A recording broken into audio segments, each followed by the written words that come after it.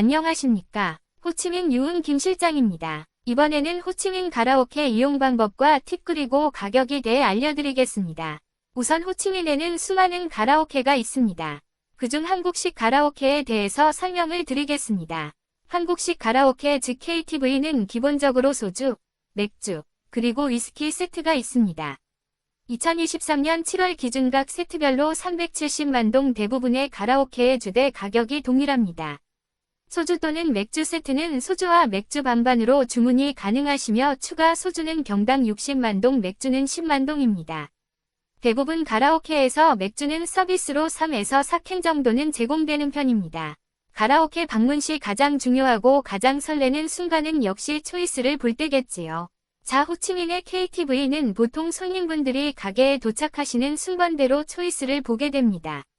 예약을 한 순서가 아니라 가게에 도착하시는 순서입니다. 그래서 보통 여행 오시는 분들은 초이스 순번을 최대한 빠르게 받기 위해 초이스를 보기 2시간 혹은 그 전부터 오셔서 기다리시는 분들이 계십니다. 여기서 한 가지 팁을 드리자면 꼭 제일 처음에 초이스를 봐야 제일 많이 친구들을 볼 수 있을 거라고 생각하시는 분들이 많다는 건데요. 사실 그렇지만은 않습니다. 초이스는 보통 7시부터 시작합니다. 그럼 아가씨들이 7시부터 초이스를 보기 위해서는 최소한 6시 30분에 가게에 와서 메이크업과 헤어를 준비해야 합니다. 하지만 여러분이 아는 동남아 친구들의 시간 개념이 과연 7시에 요입당하면 그때까지 맞춰서 나오는 친구들입니까? 절대 아닙니다. 보통 KTV에는 헤어팀과 메이크업 팀이 따로 있는데 그 친구들에게 돈을 내고 준비를 받는 친구들이 대부분입니다. 그럼에도 7시에 살살 겨나와서 준비를 하고 7시 30분 8시부터 초이스를 도는 친구들도 굉장히 많다는 말입니다. 그렇다면 7시에 초이스 1번으로 요입당했을 때 초이스를 볼 때 아가씨가 많을까요? 아니면 7시 30분쯤 조금 늦게 준비를 마친 아가씨들까지 함께 볼 때 아가씨가 많을까요? 정답은 비슷비슷하다입니다. 7시에 초이스 1번으로 볼 때는 아가씨가 한 명도 빠지지 않은 상태에서 초이스를 보기 때문에 아가씨가 많은 것이며 7시 30분쯤 즉 4번째 또는 5번째 순번에 초이스를 보더라도 가장 처음 초이스를 보는 것과 비슷한 수량의 아가씨를 본다는 말입니다. 그러니 4시 30분, 5시 이렇게 말도 안 되게 일찍 오실 필요가 없다는 말입니다. 여러분 즐겁게 여행 오셔서 가라오케에서 초이스를 제일 먼저 보겠다고 소중한 여행시간 2시간씩 소비를 하시기에는 너무 아깝지 않습니까?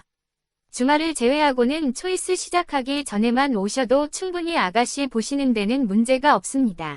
마사지나 맛있는 음식 또는 시장 구경 등 많이 즐기고 오셔도 충분합니다. 자, 그리고 이제 초이스를 보실 때의 소소한 팁을 드리도록 하겠습니다. 요즘 트렌드는 초이스 때 한 번에 아가씨들이 다 들어옵니다.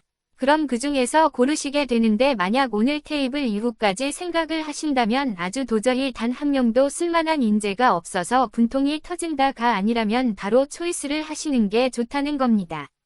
그 이유는 만약 초이스를 못하고 그 상태에서 아가씨를 모두 빼버리신다면 당연히 초이스 순번은 그대로 버리시는 게 되는 것이며 그 이후 방들이 초이스가 끝난 뒤 다시 보셔야 합니다.